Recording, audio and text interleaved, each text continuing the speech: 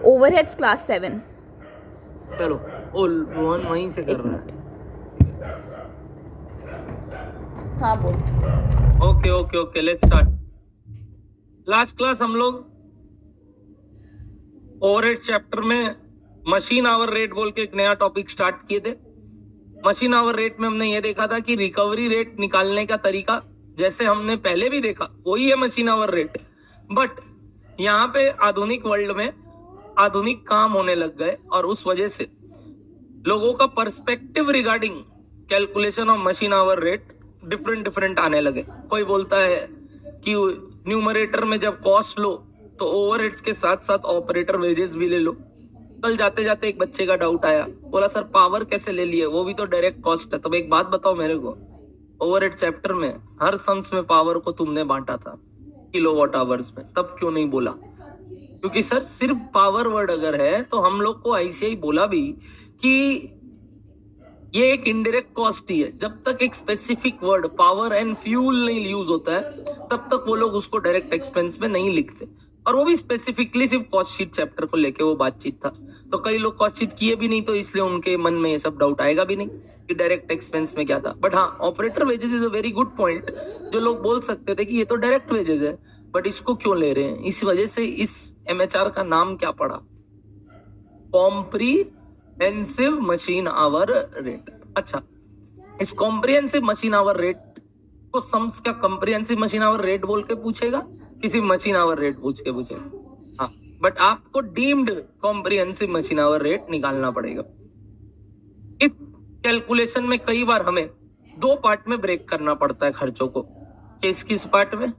Standing और running. Sir ऐसा जरूरी है करना? देखो, आज तक आईसीएआई ने जब जब मांगा है तब तो नंबर उस पे दिया, बट जब नहीं मांगा, सिर्फ मांगा एमएचआर, तो अगर आप नहीं भी करते हैं नंबर कटना नहीं चाहिए। सर आप नहीं बोला नहीं कटना चाहिए, मतलब कट सकता भी है। हाँ, मेरे को नहीं मालूम, क्योंकि सजेस्टेड आंसर जब आता है तो मार्किंग स्कीम उसके साथ नहीं आती है, बट उनके सजेस्टेड आंसर में वो लोग जबरदस्ती भी स्टैंडिंग और रनिंग में तोड़ते हैं। जबकि कुछ सवाल ऐसे हैं जहां वो लिखते हैं classify the cost into standing and running charges. तो सर जब पता है एक आ भी सकता है वैसा, तो हर सम्स में क्यों नहीं ट्राई कर ले स्टैंडिंग और किसमें तोड़ना सम्स को, रनिंग चार्जेस में। ये मेरा मानना रहता है, बाकी आपका इच्छा कि मतलब अगर नहीं भी करेंगे तो सर नंबर कटेगा, नहीं कटना चाहिए। सर एक ठो ऊपर नीचे हो गया, नहीं कटना चाहिए।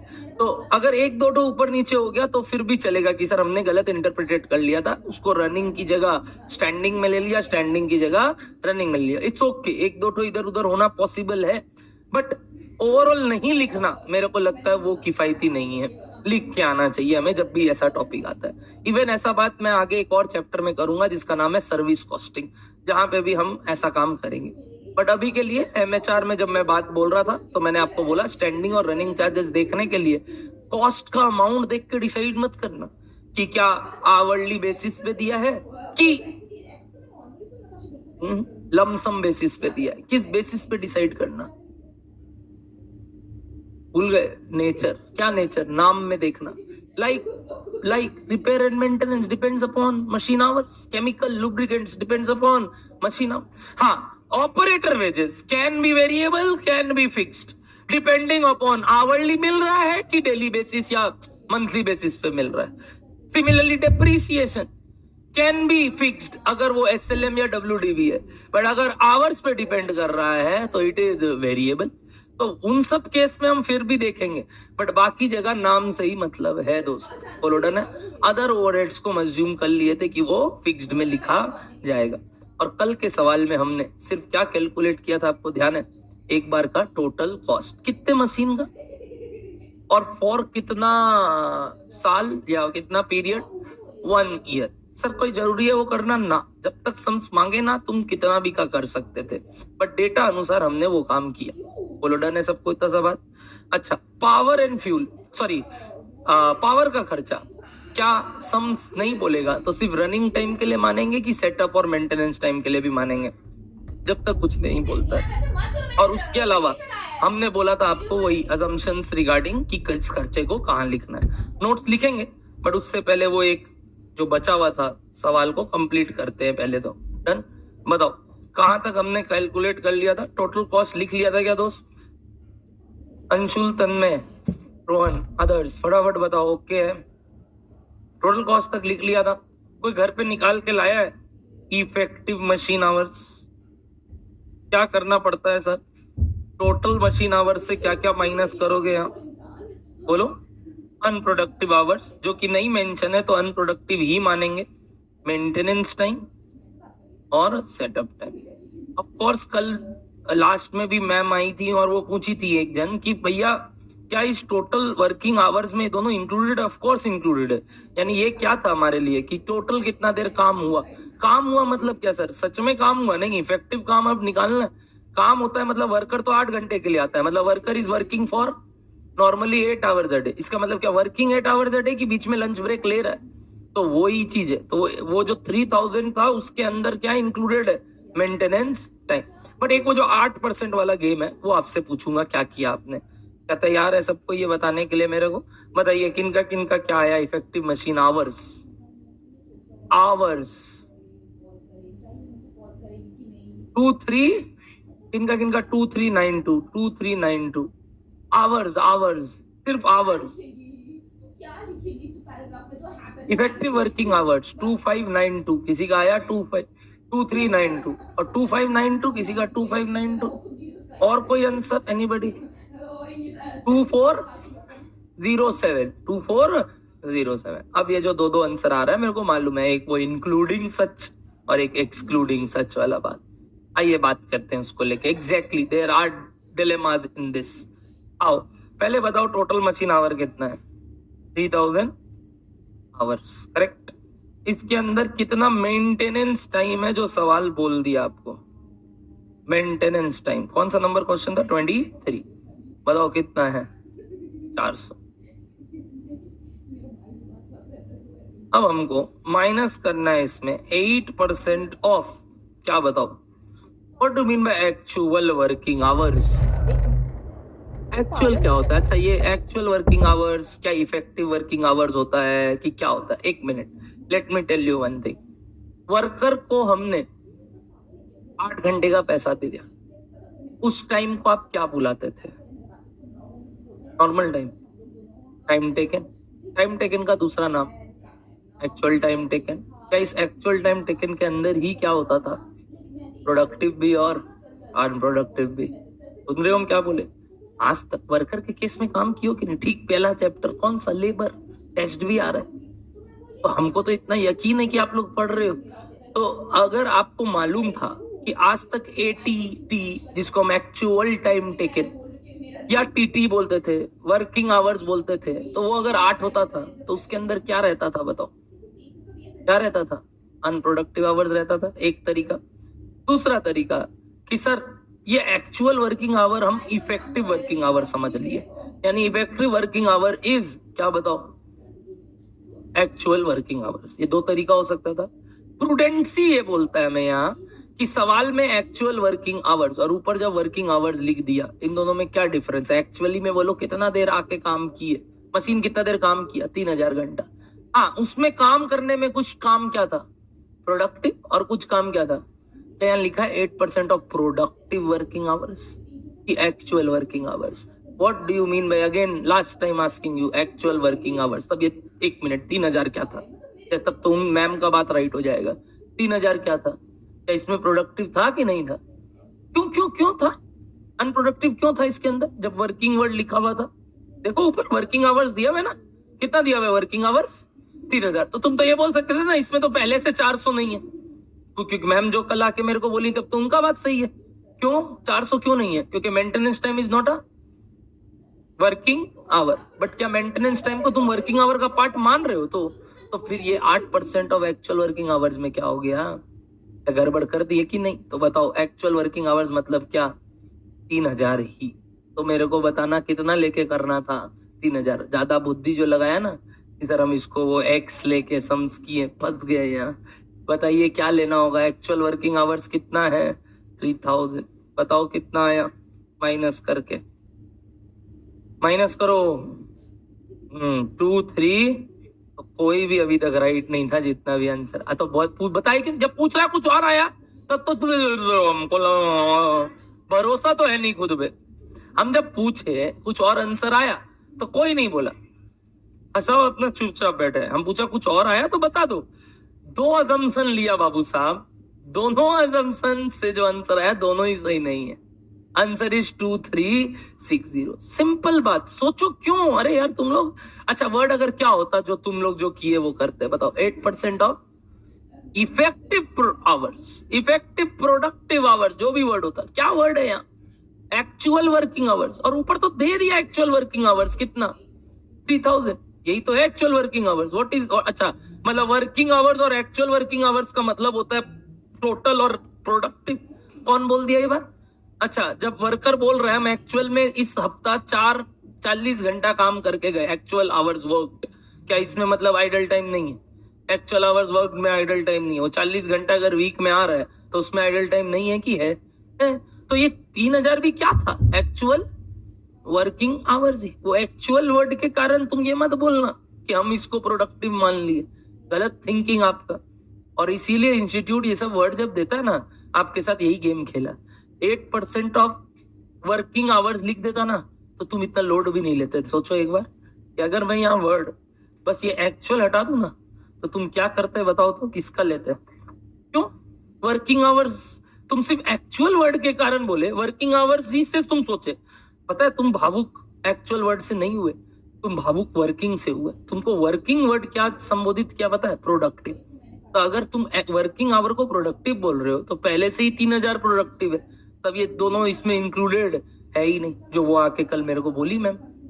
तो बोलो क्या समझ में आता है अपना डिलेमा? एक बार ये सोचा करो कि हम कोई चीज करते हैं अगर तो उसका पर्पस क्या था? प्रोडक्टिव हम किस नाम के कारण प्रोडक्टिव आवर्स माने इसको? सिर्फ एक्चुअल वर्ड कि वर्किंग वर्ड भी? सच बताना जितने लोग किए घर पे, वर्किंग वर्ड की एक्चुअल वर्ड ही? वर्किंग भी मतलब एक्चुअल वर्किंग दोनों मिला के हमें लगा कि ये किसके ऊपर बात कर रहा है? प्रोडक्टिव। तो ऊपर जब वर्किंग वर्ड है तो उसको लेके तुमको नहीं लगा वो प्रोडक्टिव है? वर्किंग मतलब सर जिसमें काम हुआ। तब देखते हो मिस्टेक क्या होता है, पूरा लेबर चैप्टर तब तो ध्वस्त रह जाएगा। और वो बात इसीलिए समझ में आया क्योंकि कल जब वो मैम आई, नाम बताना तो नहीं, कैसे खुशी, खुशी ना, हाँ खुशी जब कल आई वो मेरे को बोली कि सर एक सम्स था इससे पहले वाला लेबर चैप्टर में जहां आपने आइडल टाइम माइनस करवाया रेट निकालने के लिए। तो खड़ा था पीछे। तो जब वो आइडल टाइम निकालने के लिए आपने रेट माइनस करवाया, क्यों करवाया नॉर्मल आइडल टाइम माइनस नीचे से? जब आप रेट निकाल रहे हो, यहाँ तो सिर्फ मांगा था ना labour our, labour rate per hour, तो आपको नीचे इफेक्टिव आवर ही क्यों लेना था? तो मैंने उसको बताया ऐसा ऐसा बात है, इससे कॉस्ट बढ़ जाएगा।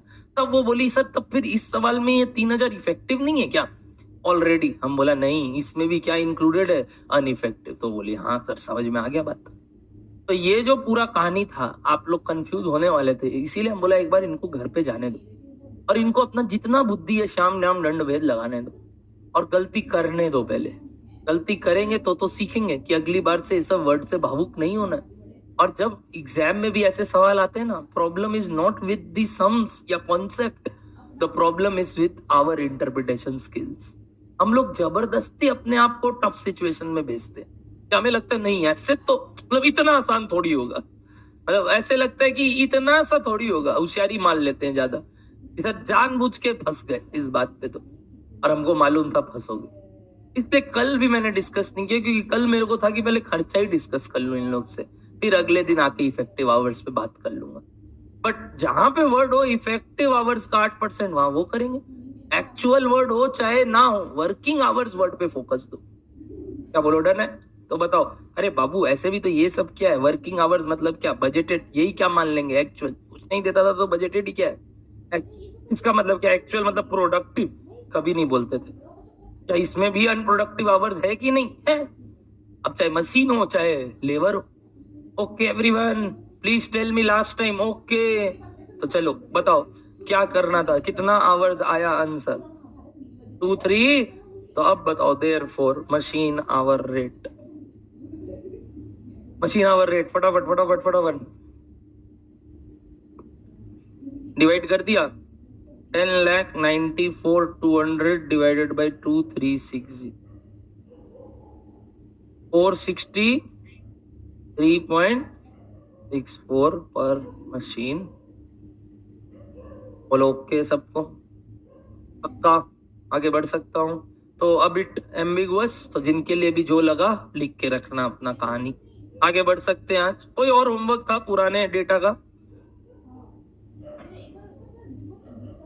15। ओ इट्स डिफरेंट वाला, ठीक है। और एक 12, ठीक है, लिख दो नॉट टू बी डिस्कस्ड। ठीक है, इस सब में क्या डिस्कस करें? मतलब ये गलत हो सकता है क्या आपका? पूछ ले आंसर एक बार, नहीं पूछेंगे। अगर वो भी गलत हो सकता है तब हम अब कुछ नहीं कर सकते। हमको तो लगा हम बहुत एक्स्ट्रा में दे दिया सवाल, वो 2 हटा ही देना चाहिए था, ये बोल के कि इतना कर लिए वही रीडू कर लो। सेम सवाल पूछने में मेरे को तो मजा नहीं आता। वही बात हो गया, सिखाया था ए फॉर एप्पल, अगले दिन आके भी पूछ रहा हूँ ए फॉर एप्पल ही बोलो, तो फायदा क्या? ए फॉर एरोप्लेन बोलोगे तो ठीक है, एरोप्लेन, ठीक है, बट वो ऐसा सम्स नहीं दिया था कि ए फॉर एरोप्लेन निकले, वहां से निकलेगा ए फॉर एप्पल ही मुंह से। तो हमको ऐसा सवाल का आंसर नहीं जानना है, राइट होगा आप लोग, ऑब्वियस है, मतलब वो रॉन्ग कर ही नहीं सकते। और अगर वो रॉन्ग कर रहे हैं तो हम बता रहे हैं, ढकना खोलना अपना माता का नहीं, पानी का, बॉटल का, और उसमें इतना सा पानी डालना, इतना सा, और ट्राई करना अगर माथा डाल के डूब सको तो, वरना कोई और उपाय नहीं बचा। हाँ, तेरे इसका बॉटल का तो कैप भी बड़ा होगा, कई लोग का है बड़ा कैप, तो जिनका जिनका बड़ा कैप, ये देखो इतना बढ़िया बड़ा कैप है लोगों का, तो जिनका बड़ा बड़ा कैप है वो तो आराम से चले जाएंगे, और जिनका ये देखो इन्हों छोटा सा, हाँ तब वो ठीक है, नहीं जा पाएंगे। आओ फटाफट बोलो, डन है, चुप रहे। कम टू क्वेश्चन नंबर, अच्छा पहले नोट्स, चलो नीचे लिखो, नीचे लिखो, इसके ऊपर कंटिन्यू कर रहे हैं नोट्स, बताओ तो। मशीन आवर रेट, क्या यहां तक लिखा था आपने? पक्का सुनना, ये नोट नंबर 1 हो गया, जो नोट्स हमने लिखना चालू किया। नोट्स लिख रहे थे, ध्यान है क्या? ये भगवान, एक नोट लिखे थे, if nothing mention about setup and slash or maintenance time assume it to be unproductive. तो अब नोट 2 या तो वहां जगह है तो वहां, नहीं तो जहां कंटिन्यू करना है कंटिन्यू करो, सम्स के बाद लिखो इफ नथिंग मेंशन, लिखे कॉपी में लिखो अपने कहीं भी, इफ नथिंग मेंशन, अरे इस सम्स के नीचे लिखना चालू कर दो ना, continuing the notes of MHR, if nothing mention about power consumption,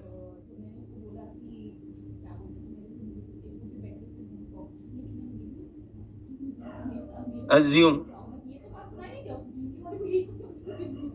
it for productive and unproductive hours।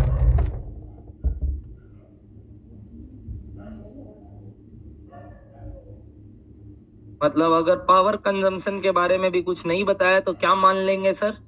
कि रनिंग टाइम के लिए भी हुआ है, यानी प्रोडक्टिव आवर्स के लिए भी हुआ है, और तो और बोलो अनप्रोडक्टिव टाइम के लिए भी लगा है, जैसे लास्ट सम्स में हमने किया। कुछ बोला नहीं तो हम बोले मेंटेनेंस टाइम और सेटअप टाइम दोनों के लिए पावर का खर्चा लगा, इसलिए 3000 से इंटू किया।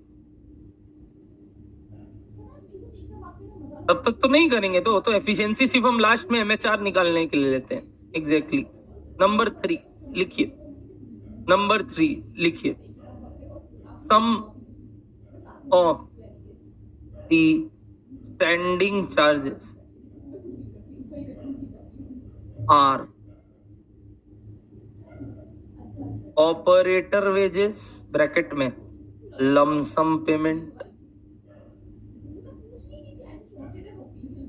ऑपरेटर वेजेस ब्रैकेट में lump sum payment, comma depreciation bracket में SLM, comma WDV, comma insurance, rent, insurance, rent, general lighting,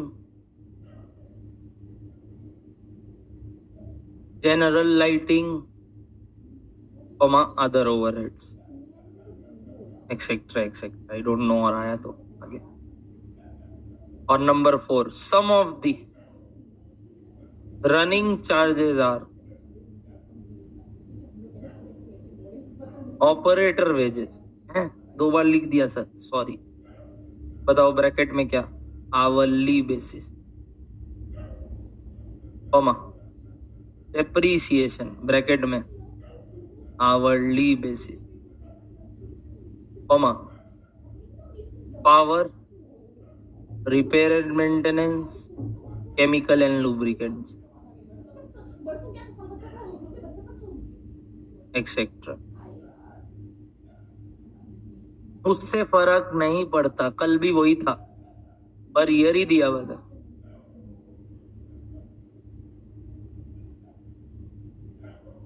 read कर दे रहा हूँ वापस, रीड कर दे रहा हूँ तो वापस। अरे थोड़ा सा स्ट्रगल कर रहे हो ना, मैं बोल दे रहा हूँ। अच्छा ठीक है, sorry. Sum of the standing charges are operator wages bracket में lump sum payment, comma depreciation, SLM या WDV, comma insurance, comma rent, comma general lighting, comma other overheads etcetera. यहां तक डन है सबको? पक्का? एवरीबडी यहां तक ओके है? Next, sum of the running charges are operator wages bracket में आवरली बेसिस। क्या लिखे हैं? Hourly basis. फिर लिखे क्या क्या क्या बोल रही? डिक्टेट तो कर दिया, आप और क्या बोले? अभी तो बता रहे हैं, देख के तो बोल रहे हैं। डेप्रीसिएशन ब्रैकेट में आवरली बेसिस। अबे हम ही रेटिंग से सीए बन गया है, तो क्यों टेंशन ले रहा है? Comma power, comma repair and maintenance, RNM मतलब repair and maintenance, comma chemical and lubricants. समझते हो लुब्रिकेंट्स? छोड़ो, नहीं समझो तो better. Chemicals and lubricants etcetera, बस इतना ही लिखें। ठीक है? अरे अभी भी दिक्कत, बोल दिए तो यही तो बोल रहे, मतलब क्या बोलेगा अब हमें ना, नॉर्मल राइटिंग है। देखो रनिंग चार्जेस सच में लग रहा है रन कर रहा है, भाग के तो लिखे रनिंग चार्जेस। मतलब अगर ये रनिंग नहीं दिख रहा है तुम लोगों को तो हम क्या समझे, क्या समझे बात? सच में रनिंग चार्जेस है, समझो यार थोड़ा, इतना तो यार तुम लोग, कम ऑन, चुप रहे।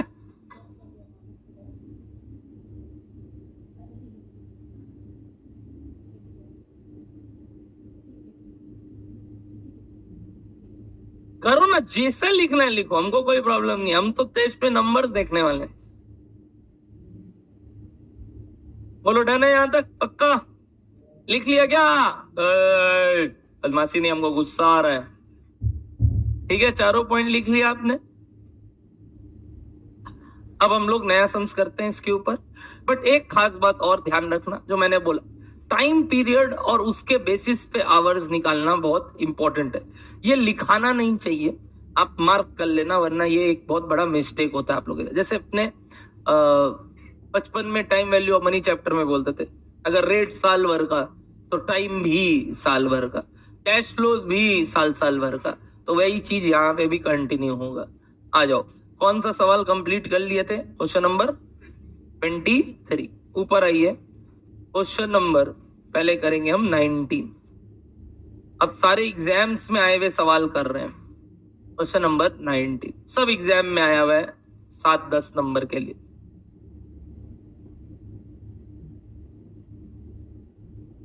इतना खूबसूरत हैंडराइटिंग का राज क्या है? मेरा पेन,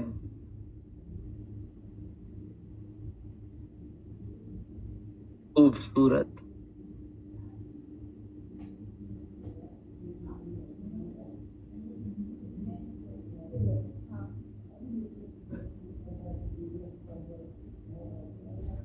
लुब्रिकेंट, ग्रीसिंग किया हुआ है ना, इसीलिए थोड़ा बह गया। पेन, इससे व्हाइट इंक नहीं निकलता, वो ब्लैक पेन से निकलता है। अरे 19 करो तुम, एकदम चालू करो, 19 पढ़ो।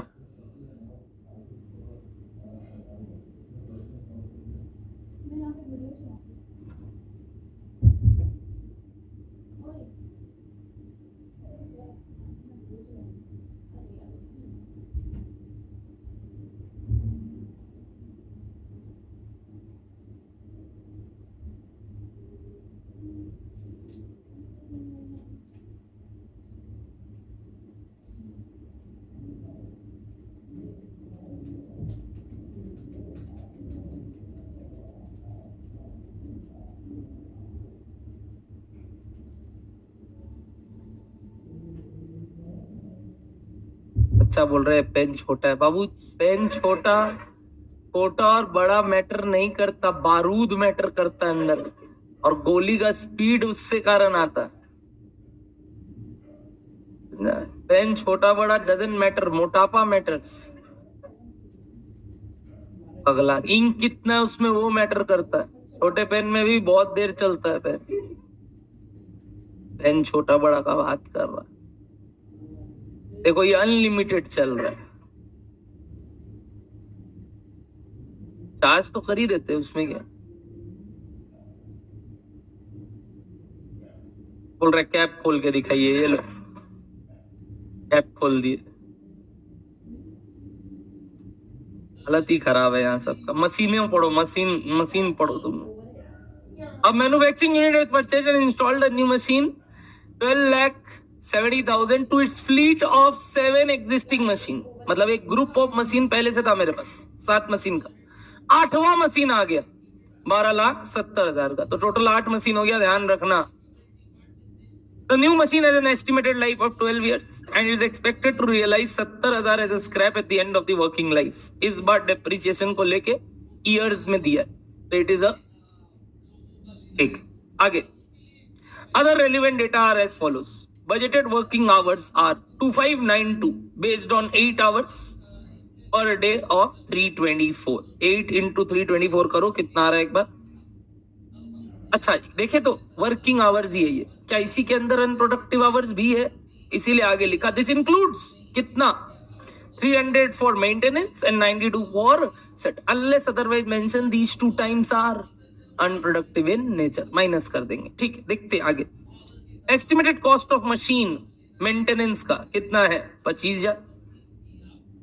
The machine requires a special chemical solution which is replaced at the end of each week and there are 6 days in a week at a cost of 400 each time। एक बात बताओ, मेरे लिए एक हफ्ता का पीरियड 7 दिन की जगह कितना दिन बोल दिया? यानी वीक मत पढ़ो तुम, ऐसे पढ़ लो अब कि ये केमिकल सॉल्यूशन चेंज करना है हर 6 दिन में, और टोटल कितने दिन काम हो रहा है 324। तो कितने बार रिप्लेस होगा ये 54 निकाल लेना। गड़बड़ कर देंगे लोग अगर वो कर ले 52 वीक्स इन अ ईयर।